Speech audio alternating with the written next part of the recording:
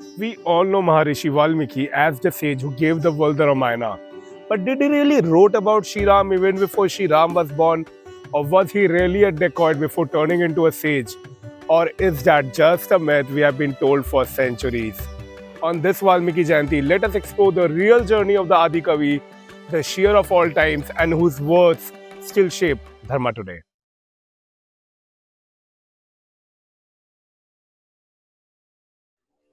महर्षि वाल्मीकि को हम आदि कवि मानते हैं, द वेरी फर्स्ट पोएट। उनकी काव्य शक्ति ने हमें रामायण दिया, एक ऐसी महागाथा जो ना केवल कोई कहानी या इतिहास है, बल्कि it's a eternal guide of Dharma and real life values. He was also revered as a Trikaldarshi and a contemporary to Shri Ram, which means he not only just envisioned the epic, but also lived within the divine journey. एक दिन उन्होंने देखा कि एक शिकारी ने प्रेम में बंधे हुए करिंचा पक्षी यानी सॉरस क्रेन के जोड़े में से एक को मार दिया। उस दृश्य ने वाल्मीकि के मन को दुख और पीड़ा से भर दिया। उसी क्षण उनके मुख से निकला संस्कृत का सबसे पहला मेट्रिकल वर्स, दुनिया का प्रथम श्लोक। महर्षि वाल्मीकि को आदि कवि कहा जाता है क्योंकि संस्कृत के पहले श्लोक का निरूपण उनके ही मुख से हुआ है। और वो श्लोक आता है जब उन्होंने क्रौंच पक्षी को बहेलिये के द्वारा उनकी मिथुन की अवस्था में वध कर दिया जाता है। इस दृश्य को देखकर महर्षि वाल्मीकि अत्यंत शोक और दुख से भर गए और इसी शोक की अवस्था में जो शब्द उनके मुंह से निकले उसे ही श्लोक कहा जाता है। और उनके मुंह से निकला, मां निषाद प्रतिष्ठाम त्वमगः शाश्वती समा यत् क्रौंच मिथुनादेकं वधी काम मोहितम। This was the very first श्लोक that came out of his mouth, born from compassion on seeing life moonlit. इसी श्लोक ने महर्षि वाल्मीकि को आदि कवि बनाया और ब्रह्मा जी के आदेश पर इसी छंद में से उन्होंने रचना की, रामायण की।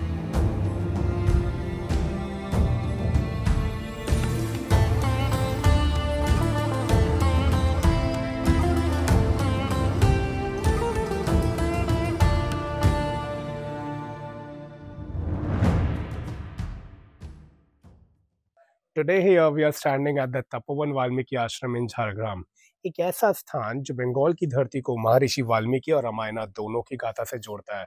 हालांकि इसका उल्लेख हमारे कोई भी प्राचीन ग्रंथ या पुराणों में कहीं नहीं लिखा है, लेकिन यहाँ का लोक विश्वास और भक्ति स्थान को पवित्र बनाता है। The energy here in itself will make you believe and feel that there is connection between Maharshi Valmiki and this ashram. कहते हैं कि सीता माँ के वनवास के समय सीता माँ ने इसी आश्रम में निवास किया था। नमो गंगे सरस्वती विद्या ददायत विनयं नमो शांति विश्व शांति शुभ शांति।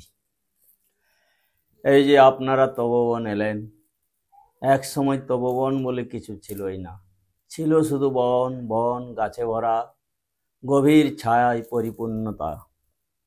কিভাবে তপবন হলো?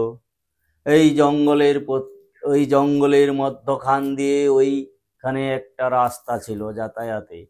সেই পথ দিয়ে প্রতিনিয়ত মানবগণ যাতায়াত করত। এর মধ্যে ছিল একজন দস্যু নামে রত্নাকর। তিনি ছিলেন ডাকাত। ওনার বাবার নাম ছিল চবন্নমুনি।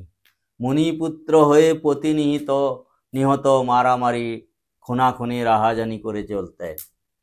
এই পৃথিবী মাতা দেবী যখন আত্মনাথের বিরল কান্দনের কান্নায় নিজেকে অধরা হলো, তখন ভগবান বিষ্ণু স্বয়ং নারদকে বললেন, নারদ ঋষি তুমি ভারত ভূমি পরিক্রমা করে এসো। নারদ ঋষি সমস্ত ভারত ভূমি ঘুরতে ঘুরতে যখন এই গভীর অরণ্যে প্রবেশ করেন, তখন ওনাকে না দেখা দিয়ে একটি গাছের আড়ালে লুকিয়ে তিনি দেখছেন ওই পথে যারা যাচ্ছে সবাইকে মেরে নিস্তেজ হয়ে বিনাশ করে দিচ্ছেন। তখন ওনাকে না দেখা দিয়ে ফিরে গিয়ে ভগবান বিষ্ণুর কাছে তার সমস্ত বার্তা বহন করলেন। ভগবান বিষ্ণু তখন নারদ এবং ব্রহ্মা উভয় দুজনকে বললেন, তোমরা ব্রহ্মচারী সন্ন্যাসী বেশে দস্যু সন্মুখ পথ দিয়েই চলতে শুরু করো, তোমাদেরকে কি করে। তখন নারদ ব্রহ্মা এসে দস্যু সন্মুখ পথে চলতে শুরু করলো। যখন দস্যু দেখলো একটি মোটা লাঠি নিয়েই মারার জন্য প্রস্তুতি, সেই মুহূর্তে ব্রহ্মা বাবা দুটি হাত তুলে বলছেন, বাবা এ কি করছো। তখন দস্যু বলছে, আমি তোমাদেরকে মেরে শেষ করে দেব। ব্রহ্মা বললেন, আমাদেরকে মেরে তোমার লাভ বা কি হবে, আমরা তো ব্রহ্মচারী সন্ন্যাসী, আমাদের দেহ আর বসন ছাড়া কিছুই নেই। দস্যু বলল, ওসব রাখো, তোমাদের মতো ব্রহ্মচারী সন্ন্যাসীকে আমি শত শত নিধন করেছি। ব্রহ্মা বললেন, এ কেমন কাজ। দস্যু বলল, আমার কাজটি হচ্ছে ওই পথ দিয়ে যারা যায়, যার কাছে কিছু ধন সম্পদ পাই তাকেও মেরে শেষ করি, যার কাছে কিছু না পাই তাকেও মেরে শেষ করি। তখন ব্রহ্মা বললেন, বেশ তো বাবা, এই কর্ম করছো, এই কর্ম তো ভালো নয়, এর ফলশ্রুতি উপভোগ তোমাকেই করতে হবে। তখন দস্যু বলল, এখানকার যা কিছু সমস্ত তো বাড়িতে নিয়ে যায়, বাড়িতে নিয়ে মা বাবা স্ত্রী পুত্র সবে মিলে ভাগ বাঁট করে খায়, সবাই আমার কর্মফলের ভাগীদার হবে। ব্রহ্মা বললেন, না বেটা, কর্মফলের ভাগীদার কেউ কারো জন্য দায়ী নয়, যার কর্ম তাকেই তার ফলশ্রুতি উপভোগ করতে হয়। বাড়িতে গিয়ে মা বাবা স্ত্রী পুত্র সকলকে জিজ্ঞাসা করলেন, ওনার কুকর্মের ফলশ্রুতি ভাগীদার কেউই হলো না। দক্ষ মনে ফিরে এসে ব্রহ্মার বন্ধন মুক্ত করে বললেন, প্রভু তোমার বাক্যই ঠিক, কি হবে আমার উপায়। ব্রহ্মা বললেন, বাবা উপায় আছে, সামনে বয়ে যাচ্ছে ছোট্ট নদী মালিনী, ওই মালিনী নদীর জলে স্নান করে এসো। আবার ওই নদীকে কেউ বা বলে সীতা নদী। ওই নদীর জলে স্নান করে এসে ওইখানে সেই বট বৃক্ষের নিচের ছায়ায় বসিয়ে বললেন, বাবা তোমার মন প্রাণ খুলে এক মুখে রাম নাম বলো। তখন ওনার পাপ মুখ দিয়ে রাম নাম প্রভাবিত হলো না। ব্রহ্মা নারদ চলে গেলেন। কিছুদিন পরে এসে যখন দেখেন এই তপোবন গভীর অরণ্যে গাছে ভরা ছায় ঢাকা, পশু পাখির কলরবের মধ্য দিয়ে রাম নামের গুঞ্জন বাজছে লোকহীন জনবসতির মধ্যে। ব্রহ্মা এসে যখন হাজির হন, সেই বট বৃক্ষ ক্ষয় হয়ে হারিয়ে মুছে গেছে। হারিয়ে যাওয়া বটবৃক্ষের গুড়ি বা ঝুড়ি থেকে দুটি গাছ, এগুলো কোনো গাছ নয়। আর সেই মধ্যখানে হয়েছে বিশাল ওয়ের বলমিতে ঢাকা চূড়ো মন্দির। ভিতর থেকেই অবিরাম রহ রহ রাম রাম বাজছে। ব্রহ্মা বললেন, এ তো বলমিতে ঢাকা, কি করি। তখন আকাশ থেকে জলবর্ষণ হলো, এইভাবে জলে ধুয়ে মুছে ক্ষয় হয়ে গেল। ভিতর থেকে বাড়ালো রক্ত চর্ম, কিছুই নাই, অস্তিত্ব কঙ্কাল। আপন মনে ঘন্টার পর ঘন্টা রাম রাম বাজতে শুরু করেছে। ব্রহ্মা বললেন, এ তো রক্ত চর্ম, কিছুই নাই, কি করি উপায়। তখন পঞ্চভূতের মহাশক্তিকে অনুসরণ করে মহামৃত্যুঞ্জয় মন্ত্র দিয়ে পূর্ণ দেহ গঠন করে বললেন, বল্মী হইতে তুমি মহামুনি বাল্মীকি হলে, এইখানে বসে তুমি 7 কাণ্ড রামায়ণ রচনা করো। তখন তিনি যে রামায়ণ রচনা করবেন, সেই যুগে কাগজ কলম কালি কিছুই ছিল না। তাল পাতার ছন্দে ছন্দে কাঁটায় রেখা দিয়ে রামায়ণ রচনা করলেন পালি ভাষাতে। সেই পালি ভাষা রামায়ণ আমাদের বাংলা, ভারত, সারা পৃথিবীর 400 কবি বিভিন্ন জাতিগত মত ভাষায় প্রকাশ করলো। মায়ের ছিল 5 মাস গর্ভবতী অবস্থা। 10ম মাস যখন পূর্ণ হয় তখন লবকুশির জন্ম, এটাই তার জন্মস্থান। জন্মস্থান আতুর ঘর বলা হয়, এখন আতুর ঘর নেই বাবা।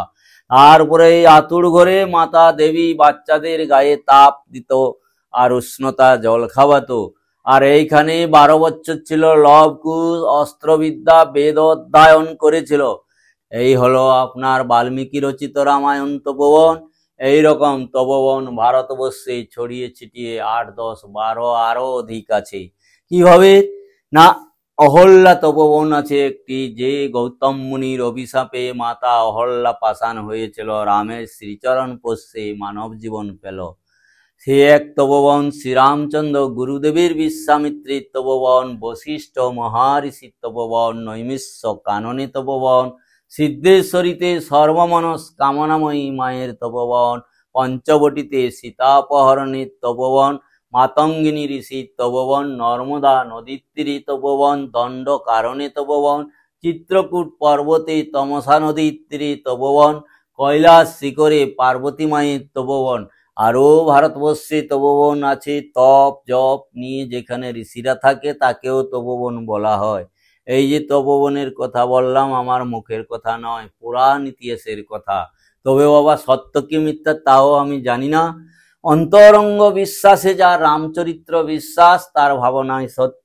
আবার কেউ যদি ভাবতে থাকেন এতদিনের ঘটনা সত্য না হয়েও গল্প কল্পনা হতে পারে, রামায়ণ চরিত্র আজ থেকে 12,000 বছর আগের ঘটনা, কি বলবো, যে যার মনের উপরেই নির্ভর কার সঙ্গে বিতর্কিত ভাবে থাকবো। বলো, যে যা ভাববে তাই।